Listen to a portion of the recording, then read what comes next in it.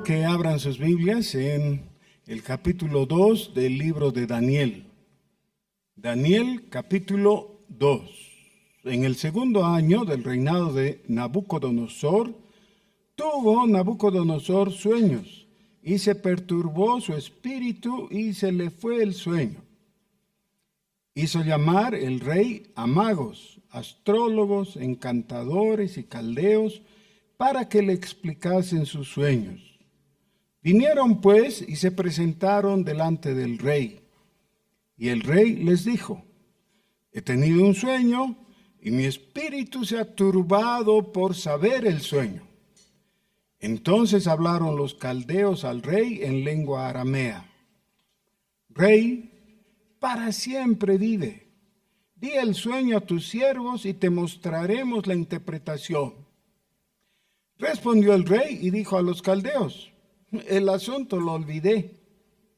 Si no me mostráis el sueño y su interpretación, seréis hechos pedazos, y vuestras casas serán convertidas en muladares. Y si me mostrareis el sueño y su interpretación, recibiréis de mí dones y favores y gran honra. Decidme pues el sueño y su interpretación. Respondieron por segunda vez y dijeron: diga el rey el sueño a sus siervos y le mostraremos la interpretación. El rey respondió y dijo: yo conozco ciertamente que vosotros ponéis dilaciones, porque veis que el asunto se me ha ido. Y si no me mostrareis el sueño, una sola sentencia hay para vosotros. Ciertamente preparáis respuesta mentirosa y perversa que decir delante de mí, entre tanto que pase el tiempo. Decidme pues el sueño, para que yo sepa que me podéis dar su interpretación. Los caldeos respondieron delante del rey y dijeron: no hay hombre sobre la tierra que pueda declarar el asunto del rey. Además de esto, ningún rey, príncipe, ni señor preguntó cosa semejante a ningún mago, ni astrólogo, ni caldeo. Porque el asunto que el rey demanda es difícil, y no hay quien lo pueda declarar al rey, salvo los dioses cuya morada no es con la carne. Por esto el rey, con ira y con gran enojo, mandó que matasen a todos los sabios de Babilonia. Oremos. Señor nuestro, en el nombre de Jesús venimos a ti con humildad, rogando que por tu palabra tú toques nuestros corazones y abras nuestro entendimiento. Por Jesús. Amén. En el fondo del corazón de la mayor parte de las personas hay un impulso a querer tener acceso a un conocimiento o un poder adicional que supera lo natural.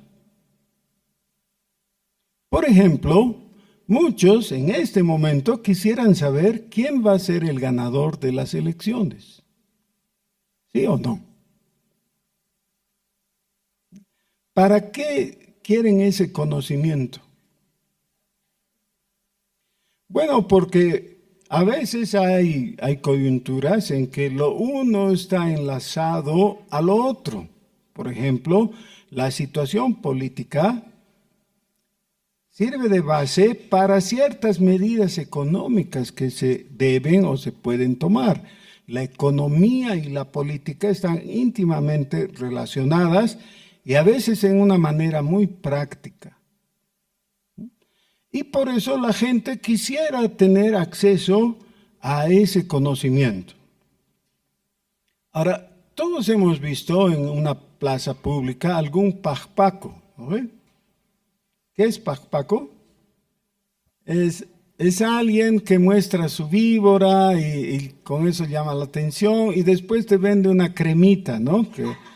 Que sirve para el cáncer, el acné y varias otras cosas más, ¿no?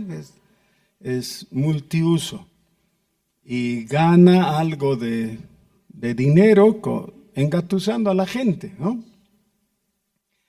Ok, hay muchos pacpacos y en la antigüedad especialmente, en una era precientífica, algunas personas quieren tener eso, pero que sea auténtico.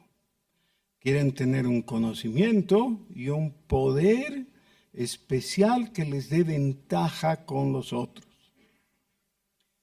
Infelizmente, en el siglo pasado ha habido todo un movimiento de pacpacos evangélicos. Gente que aseguraba tener un cierto poder y lo que tenían era realmente un poder de persuasión, pero no efectivamente algo legítimo. Algunos anunciaban un poder de sanidad y realmente lo que tenían era la capacidad de convencer a la gente de mover su corazón en fe, pero sin ninguna base real. Ahora, tal vez algunos están pensando que estoy proclamando una posición de escepticismo. Yo creo en el poder de Dios y creo en la realidad del poder de Dios obrando en favor de sus hijos. Creo en el don de sanidades y creo en la vigencia del don de sanidades en nuestros días, por si acaso. Pero necesitamos reconocer que junto con los predicadores verdaderos del Evangelio han venido predicadores que eran pacpacos, ¿no? Muy hábiles, que ofrecían lo que no pueden porque no tenían ninguna base en la palabra de Dios. Y lo mismo pasa con otros aspectos que no tienen que ver con la sanidad precisamente, pero sí tienen que ver con conocimientos que les permiten intervenir en la política y dar pasos en la economía. Pero es muy interesante, los economistas, por más capos que sean, y los economistas que estén presentes, no se ofendan, ¿ya? Bueno, oféndanse un poquito, pero nunca le achuntan, ¿o no? Siempre se equivocan, así es. Después te dan todas las explicaciones que quieras, pero antes de que ocurran las cosas, son expertos para equivocarse. Así es lo que ocurre. Ahora, la historia que estamos viendo aquí se trata de eso, se trata de un rey que era la encarnación del poder absoluto en términos políticos. Era un rey que podía determinar la muerte de alguien y no tenía que dar explicaciones a nadie. ¿Ya?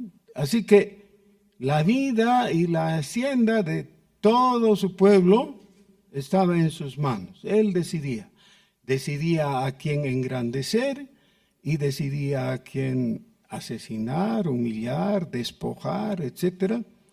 Eso podía hacerlo y nadie le pedía cuentas. Ese era el poder de Nabucodonosor en ese momento. En nuestros días nosotros nos jactamos de la democracia.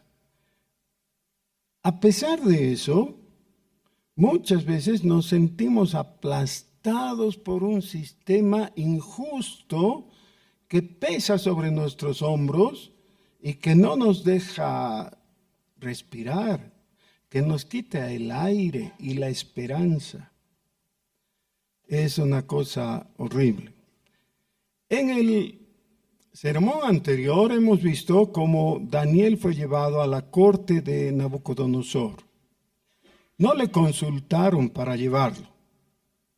lo llevaron cautivo y lo obligaron a ciertas cosas al punto que lo despojaron de su intimidad, de su identidad. No se llamó más Daniel, le cambiaron. ¿A qué nombre le pusieron? Belsasar. Y a sus amigos lo mismo. Ustedes ya no son quienes dicen que son, son lo que yo digo que son. Eso les dijo Nabucodonosor. ¿Ya?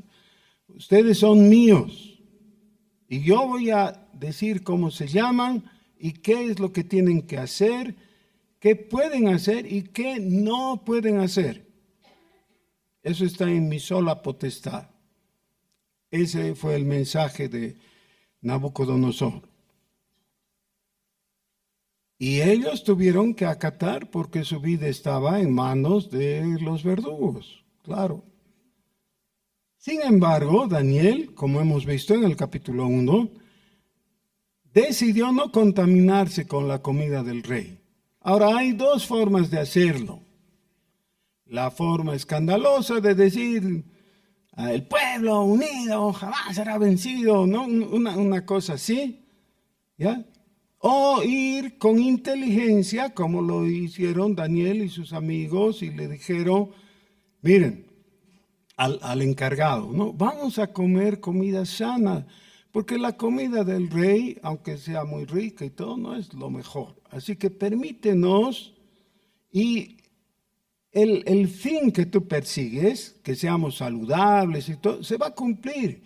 Vamos a estar mejor. Entonces hacen la prueba y demuestran que sí tenían razón, ya que ellos podían lucir mejor con una comida más saludable según las tradiciones judías. Muy bien, pero ahora la situación ya es diferente. Ya están establecidos ellos en la corte del rey y el rey ha tenido un sueño. Y les ha pedido a todos los entendidos de esas cosas de Babilonia, y en Babilonia se cultivaba el asunto. ¿Ya? Habían muchos de esos que decían tener una comprensión por sobre lo natural. Llamó a estos expertos entonces y les dijo, quiero que interpreten mi sueño. Y ellos dijeron, este es un negocio para nosotros. Ahora sí, nos vamos a lucir. Muy bien, ¿cuál es tu sueño? Ah, no, dijo el rey. Si ustedes tienen la capacidad de interpretarlo, tienen que mostrar su capacidad de conocerlo, de adivinar. Y ahí es cuando ya el asunto se les pone difícil, porque una interpretación es cuestión de inteligencia nomás, ¿no ve? Si ya conoces el sueño, es solamente tener el trasfondo suficiente de cultura general y de inteligencia como para interpretar el sueño.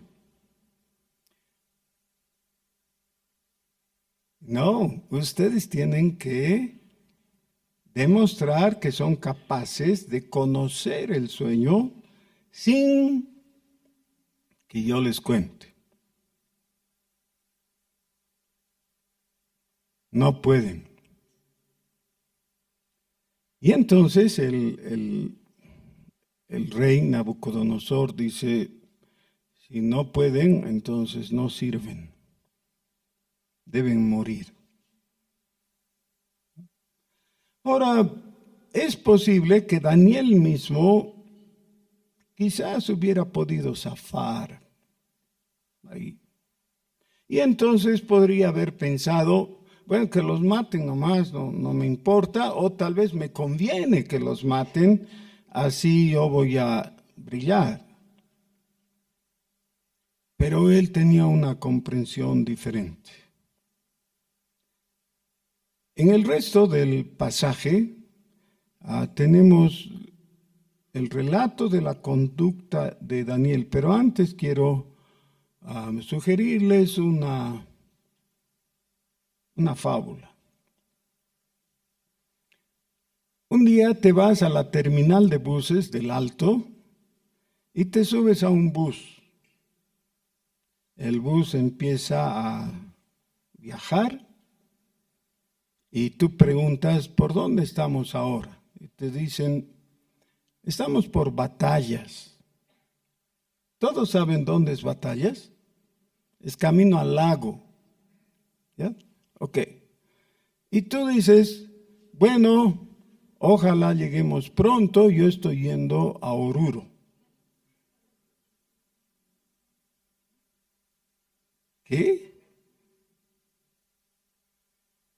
Entonces, te dicen, no, este bus está yendo en otra dirección, es distinto, a Oruro no se va por aquí. Ah, ya, dices tú, entonces me bajo, ¿no? No puedo seguir yendo porque me están alejando realmente. Alguien que tiene interés en que no te bajes, te dice, mira, tienes razón, el chofer está borracho y ese es un peligro. Entonces, para que te quedes tranquilo, vamos a cambiar de chofer. Este chofer borracho le va a ceder su sitio a un chofer que está bien. Toma asiento nomás, sigamos el viaje. Entonces tú te sientas tranquilamente y sigues viaje porque ahora el chofer no está borracho, es un chofer capacitado para conducir. ¿Sí? ¿Había problema con el chofer borracho? Sí, había, claro. Nunca es bueno viajar en un vehículo conducido por un borracho. Claro, está muy bien que lo cambien. ¿Ahora se solucionó tu problema? No. Todavía el bus está en una dirección que no te conviene.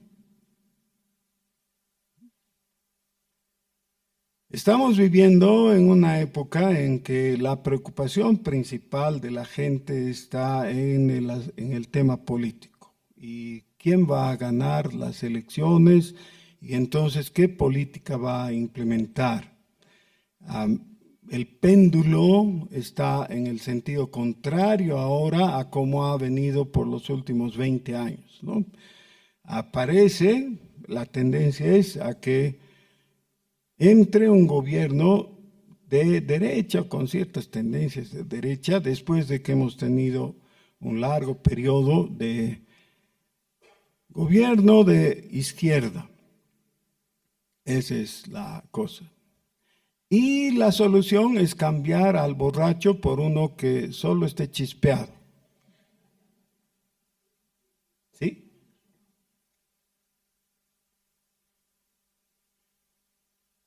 Miren, ¿cuál es el asunto? ¿Qué es lo importante? Que realmente estés en el vehículo que tiene la dirección del destino que tú quieres. ¿Quieres ir a Oruro? Entonces el bus tiene que estar en la carretera a Oruro, no en la otra carretera. Sea borracho o no el que conduce. Otra vez, no es bueno que el borracho esté conduciendo, pero ese no es el único problema. El problema es que está en mala dirección. Saben que hacen mal los que ponen su esperanza en líderes humanos. Maldito el varón que confía en el hombre. No hay Cristo nacido de la política. De la política, ¿saben qué surge? La bestia del capítulo 13 de Apocalipsis. Ya, la política está representada por el mar. ¿Qué sale de ahí? Una bestia. No por bestia, sino por la maldad que tiene.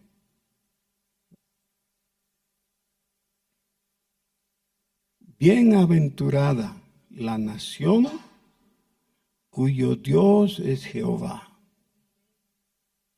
Ese es el problema. La nación entera tiene que arrepentirse y tiene que confiar en nuestro Dios, en el Dios vivo. Podemos cambiar de borracho en nuestro bus. El uno con una tendencia, el otro con otra tendencia, pero igualmente paganos, anticristianos. Yo no recuerdo de un político, ya tengo 73 años, casi 74. No recuerdo de un político que no se haya inclinado ante dioses ajenos en Bolivia. Todos ellos han estado contaminados con idolatría. Lo que ha variado es el grado, ¿no? Algunos abiertamente, algunos declaradamente anticristianos y otros disimuladamente, pero todos ellos paganos. ¿Por qué? Porque la nación es pagana. Me da mucha vergüenza, pero es la realidad. Toda la nación así inclinada delante de dioses ajenos, quebrantando el primer mandamiento. Así que, hermanos, por lo menos no cometamos la desfachatez de poner nuestra esperanza en otro borracho. No estoy hablando literalmente, estoy hablando en el sentido figurado, en otra persona que no tiene la bendición de Dios porque no reconoce a Dios, no tiene a Jesucristo. Tu esperanza tiene que estar en nuestro Salvador, no en un Salvador humano. A continuación, el texto sigue y vamos a leer cómo sucedió todo esto. Versículo 12. Por esto el rey con ira y con gran enojo mandó que matasen a todos los sabios de Babilonia. Y se publicó el edicto de que los sabios fueran llevados a la muerte y buscaron a Daniel y a sus compañeros para matarlos, a ellos también. Entonces Daniel habló sabia y prudentemente a Arioc, capitán de la guardia del rey, que había salido para matar a los sabios de Babilonia. Habló y dijo a Arioc, capitán del rey: ¿cuál es la causa de que este edicto se publique de parte del rey tan apresuradamente? Entonces Arioc hizo saber a Daniel lo que había. Y Daniel entró y pidió al rey que le diese tiempo y que él mostraría la interpretación al rey. Luego se fue Daniel a su casa e hizo saber lo que había a Ananías, Misael y Azarías. Miren que se están usando otra vez los nombres hebreos. Para que pidiesen misericordias del Dios del cielo sobre este misterio, a fin de que Daniel y sus compañeros no pereciesen con los otros sabios de Babilonia. Entonces el secreto fue revelado a Daniel en visión de noche, por lo cual bendijo Daniel al Dios del cielo. Ahora, hermanos, esto nos mete en un problema y en una discusión muy típica de nuestro tiempo. Dios tiene la capacidad de revelar los misterios a sus siervos. Y entonces vienen algunos que dicen, claro, en el Antiguo Testamento, ahora no. ¿Que Dios se olvidó de interpretar sueños? ¿Por qué en el Antiguo Testamento sí y en el Nuevo no? ¿No es verdad que las profecías de Joel hablan más bien de estos tiempos? Así interpretó Pedro en el primer sermón cristiano que se predicó en Pentecostés. ¿Se acuerdan? Dice, ahora se están cumpliendo en estos postreros días. ¿Y a qué cita? ¿A quién cita? A Joel. que dice vuestros ancianos, vuestros jóvenes, ¿no? Con todos esos poderes especiales. Ahora entonces, no debiéramos negar lo que la palabra está diciendo. El problema es que todos nosotros tememos caer en el embuste de los pajpacos, ¿o no? Entonces la labor realmente consiste en diferenciar a un profeta de un pajpaco. Ver qué es lo genuino y cómo hacerlo. Dios reveló a Daniel a lo que significaba. Primero, ¿cuál era el sueño y su significado? Veamos un poquito de eso. El versículo 19 dice, entonces el secreto fue revelado a Daniel en visión de noche, por lo cual bendijo Daniel al Dios del cielo. Y Daniel habló y dijo, sea bendito el nombre de Dios de siglos en siglos, porque suyos son el poder y la sabiduría. Él muda los tiempos y las edades, quita reyes y pone reyes, da la sabiduría a los sabios y la ciencia a los entendidos. Él revela lo profundo y lo escondido, conoce lo que está en tinieblas y con él mora la luz. A ti, oh Dios de mis padres, te doy gracias y te alabo, porque me has dado sabiduría y fuerza, y ahora me has revelado lo que te pedimos, pues nos has dado a conocer el asunto del rey. Después de esto fue Daniel a Arioc, al cual el rey había puesto para matar a los sabios de Babilonia, y le dijo así, no mates a los sabios de Babilonia, llévame a la presencia del rey, y yo le mostraré la interpretación. Entonces Arioc llevó prontamente a Daniel ante el rey y le dijo así, he hallado un varón de los deportados de Judá, el cual dará al rey la interpretación. Respondió el rey y dijo a Daniel, al cual llamaban Belsasar, ¿podrás tú hacerme conocer el sueño que di y su interpretación? Otra vez, el requerimiento es el mismo que a los caldeos. No es diferente. Tiene que dar a conocer el sueño, sin que el rey le avise, y su interpretación. Daniel respondió delante del rey diciendo, el misterio que el rey demanda, ni sabios, ni astrólogos, ni magos, ni adivinos lo pueden revelar al rey. Pero hay un Dios en los cielos, el cual revela los misterios, y él ha hecho saber al rey Nabucodonosor lo que ha de acontecer en los postreros días. He aquí tu sueño y las visiones que has tenido en tu cama.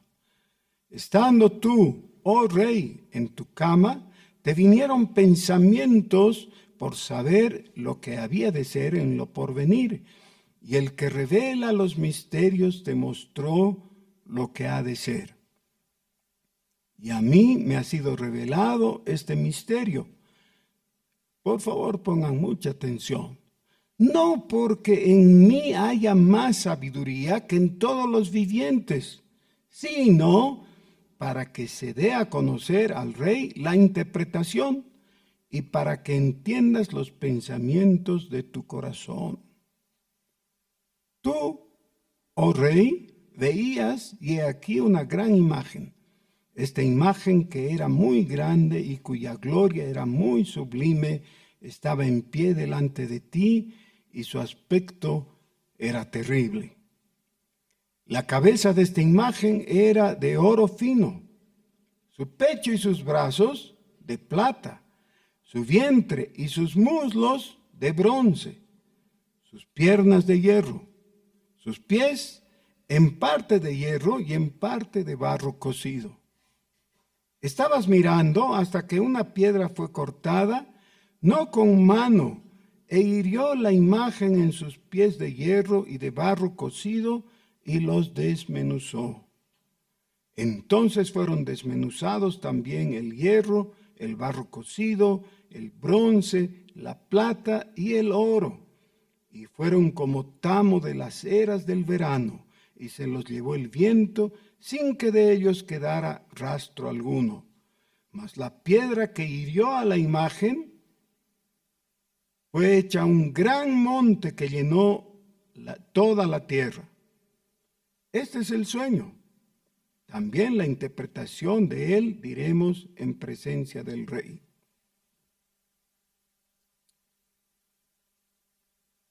El rey recibe el sueño. El profeta recibe la interpretación del sueño. ¿Para el rey? No, para ti. Este conocimiento es para nosotros. Ha sido guardado por 2500, un poco más de años, pero es para nosotros. Nosotros somos los beneficiarios. Lo que quería saber el rey tiene que ver con la política de esos días. Para nosotros la política de esos días es historia, nada más. A nosotros nos interesa saber qué va a venir después. Y esta visión aclara qué va a venir después. Aclara lo que ha venido y cuál va a ser el fin definitivo. Ahora vamos a ver después este asunto de la cabeza de oro, el pecho y los brazos de plata, el vientre y los muslos de bronce, las piernas de hierro y los pies de hierro y barro cocido. Todo eso tiene su interpretación, que es muy interesante y que está dada en el texto mismo. Pero este otro asunto es el que nos compete a nosotros. Dice que mientras el rey estaba mirando, fue cortada una piedra, no con mano, e hirió a la imagen en sus pies de hierro y de barro cocido y los desmenuzó. O sea, ¿cuál fue la parte afectada directamente? Los pies. ¿Sí? Pero la piedra fue convertida en una gran montaña, un monte. En la Biblia, los montes significan reinos, según la interpretación que da la misma Biblia. Esto nos lleva a considerar el anuncio dado por el Señor Jesucristo. Marcos capítulo 1, versículo 15. El tiempo se ha cumplido, el reino de los cielos está presente. Es la mejor traducción. Se ha acercado, dice en la Reina Valera, pero la mejor traducción es el reino de los cielos está presente. Hermanos, esto no es un escapismo religioso, es una explicación para que tu conciencia pueda descansar en paz. ¿Quién va a ganar las elecciones?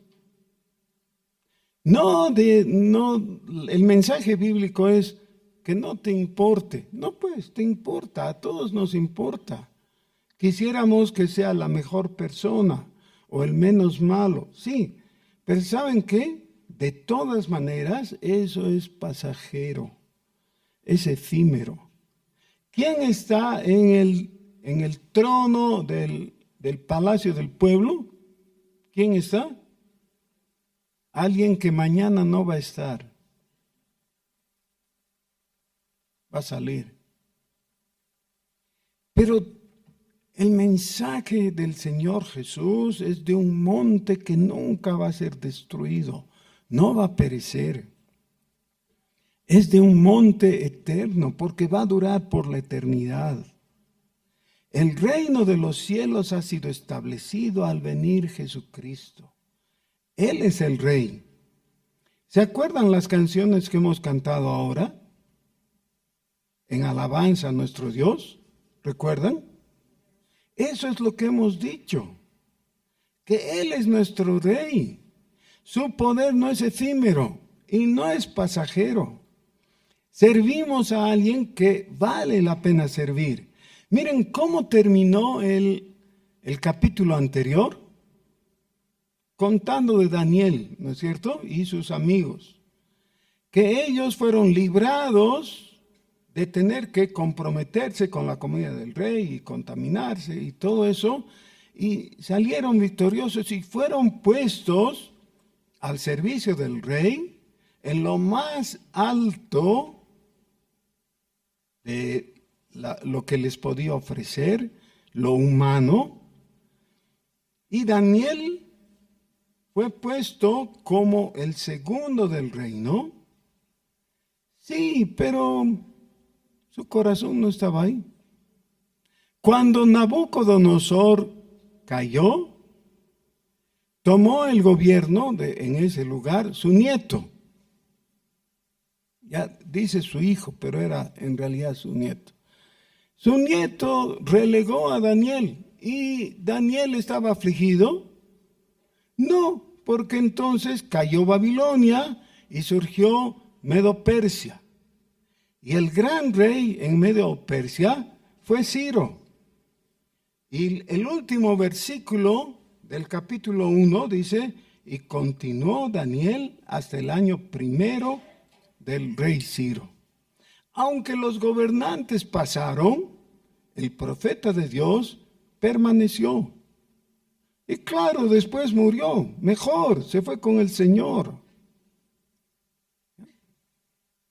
Las cosas de este mundo son pasajeras.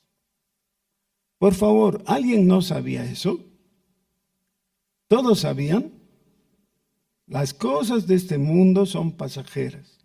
El que no sabía eso, levante la mano, por favor. Todos sabemos, ¿no es cierto?, que las cosas de este mundo son pasajeras. ¿Por qué nos afligen tanto? Son pasajeras. Servimos al Rey que nunca va a ser depuesto. Su reino es eterno y para siempre su gloria. Tal vez gane el candidato que no nos gusta. Tal vez. Pero es pasajero. Como todo en este mundo. Nosotros tenemos un lugar en el reino de Jesucristo. Y lo que estamos esperando no es que nuestro candidato gane. Eso no. Estamos esperando al Rey de Reyes, venido en su corcel blanco, lleno de gloria y majestad.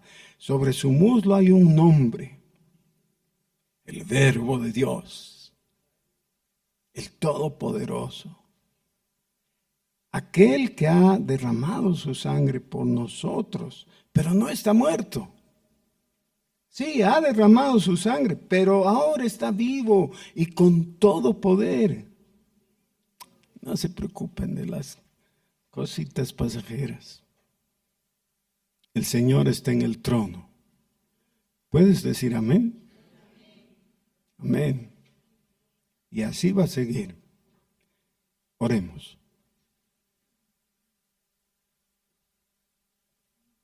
Señor nuestro, queremos hacer lo que es correcto. Queremos votar según tu voluntad, pero ni eso sabemos con exactitud. Señor, aun si nos equivocamos, esa no es una falla garrafal. Aun si nos equivocamos, en esto no nos equivocamos. tú eres el Rey y tú eres nuestra esperanza. Y tú vas a establecerte en nuestro corazón como estás establecido junto a tu Padre en el trono celestial. Señor, tú eres nuestro Dios. Bendito sea tu nombre. Amén.